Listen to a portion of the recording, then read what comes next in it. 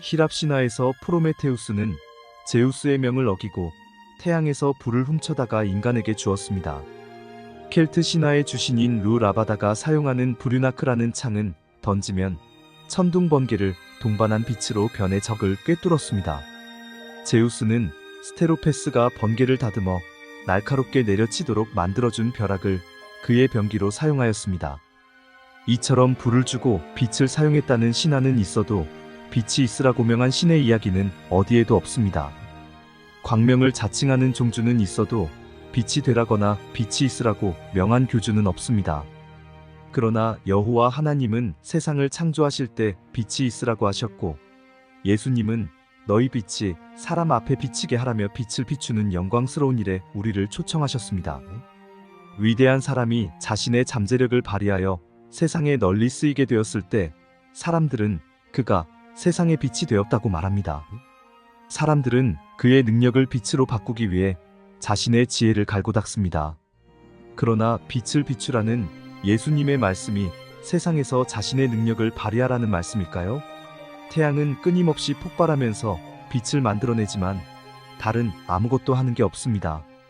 달은 태양으로부터 거저받은 빛을 반사할 뿐입니다. 예수께서 말씀하십니다. 너희는 세상의 빛이라. 왜 그리스도인은 빛이 되어야 할까요? 빛을 비추라는 말씀을 이해하기 위해 빛의 성질을 생각해 보겠습니다. 빛은 대상을 만날 때까지 달려갑니다. 달려가서 대상을 만나 대상을 비추면 빛을 받은 피사체가 반사합니다. 보이지 않는 빛이 상대방을 통해 보이는 것입니다. 솔로몬이 말했듯이 빛은 실로 아름다운 것이지만 빛이 인간 세상에서 광채를 발하려면 굴절과 반사를 가보해야 합니다. 단테의 신곡 천국편에서 베아트리체가 말합니다. 빛이란 하나의 시선 같은 것이에요. 그러므로 그 빛을 반사하는 밝음도 그것을 받아들이는 사람의 그릇에 따라 다른 거예요. 빛은 그것을 받아들이는 사람의 기쁨에 따라 저절로 그 빛이 강렬해지는 것이지요. 빛은 빛을 받은 사람의 기쁨에 따라 각기 다르게 반사합니다.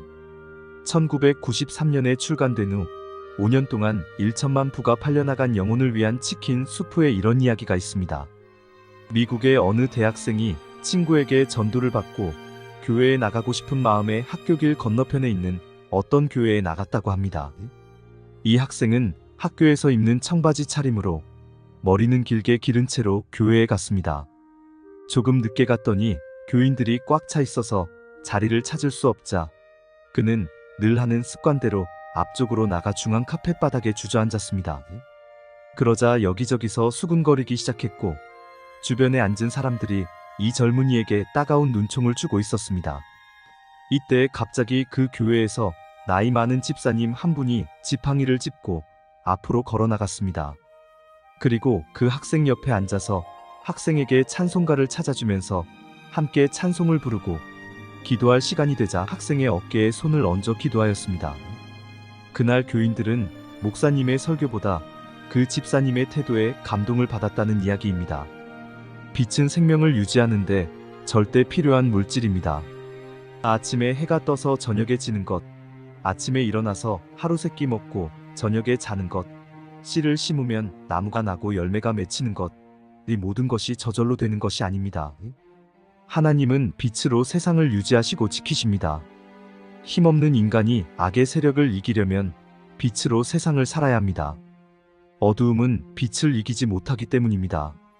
돌덩이에 지나지 않는 달이 밤을 환하게 비추듯이 그리스도인은 빛 되시는 예수를 반사함으로 빛으로 살 수 있습니다. 예수께서 산 위에서 너희는 세상의 빛이라. 너희 빛이 사람 앞에 비치게 하여 그들로 너희 착한 행실을 보고 하늘에 계신 너희 아버지께 영광을 돌리게 하라고 말씀하셨습니다. 그러나 빛이 반사와 굴절의 성질을 갖듯이 빛을 비추는 자는 사랑을 받지 못하고 굴절과 반사를 경험합니다. 그렇게 생각할 때 너희 빛이 사람 앞에 비치게 하여 그들로 너희 착한 행실을 보고 하늘에 계신 너희 아버지께 영광을 돌리게 하라는 말씀은 증인이 되라는 말씀입니다. 증인이 어둠의 세력에 의해 찢기고 터지고 배임을 당할 수도 있으나 그들의 삶은 그리스도 안에서 죽어도 승리하는 삶이요 굴절에도 빛나는 삶입니다. 하나님이 우리에게 빛이 되라고 하신 것은 그리스도의 빛으로 어둠에 침투하라는 것입니다. 빛이 대상을 만날 때까지 직진하듯이 끈질기게 사랑의 대상을 찾아 그리스도의 사랑을 나누어야 합니다. 하나님은 빛을 비추심으로 천지를 창조하셨지만 증인들은 빛을 반사함으로 새 창조의 세상을 열어갑니다. 증인은 빛으로 살아갈 뿐 아니라 소금의 역할도 해야 합니다.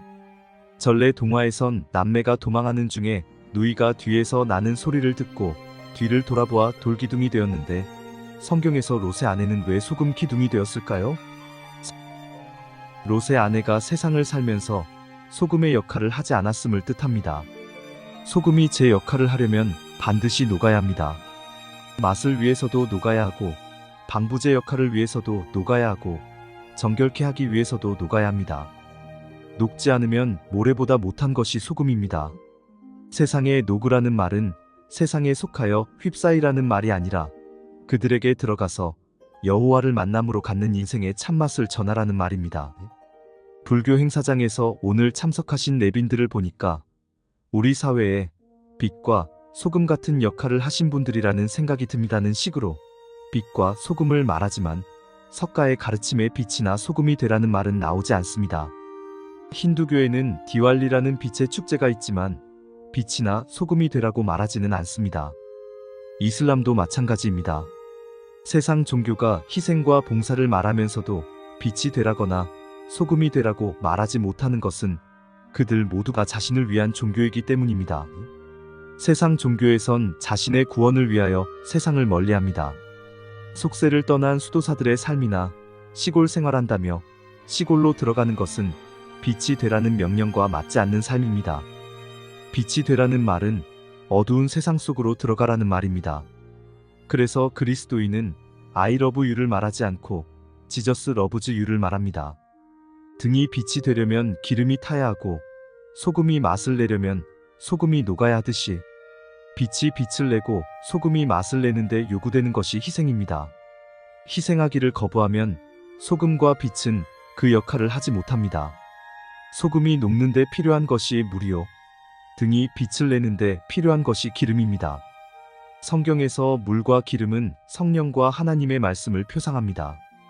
교회에서 하나님의 말씀을 듣고 그 말씀을 상고하는 것은 물과 기름을 채우는 일입니다. 그리스도인이 세상에 침투하여 살맛 나는 세상을 만든다면 그것이 바로 착한 행실이요. 그리스도인이 말씀으로 세상을 밝게 한다면 그것이 바로 하나님의 영광입니다. 색은 빛으로 알고 맛은 소금으로 알고 사람은 사랑으로 압니다. 빛이 있으면 색이 살고 소금이 있으면 맛이 살고 사랑이 있으면 사람이 소생합니다. 사랑이 죽어가는 사람을 살린다면 사랑하는 일은 인간이 하나님의 고유 영역인 창조를 경험하는 유일한 길입니다. 하지만 이 일을 세상은 곱게 보지 않습니다. 잔디밭에 난 유채꽃이나 유채밭에 난 잔디는 여지없이 뽑혀버립니다.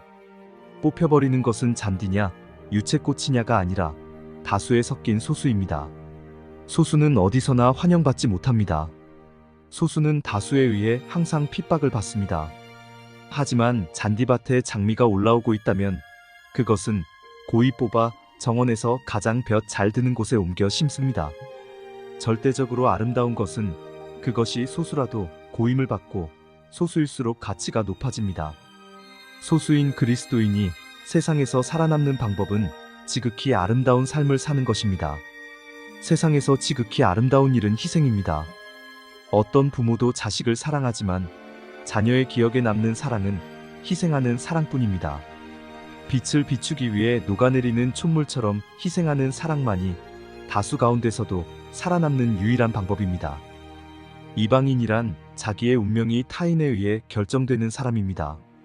어느 나라에 가나 이방인일 수밖에 없는 유대인들이 세상에서 살아남기 위해 성경의 가르침 중에서 기부를 그들의 문화로 정착시켰습니다. 다음에도 계속해서 예수님의 교훈에 대해 말씀드리겠습니다. 감사합니다.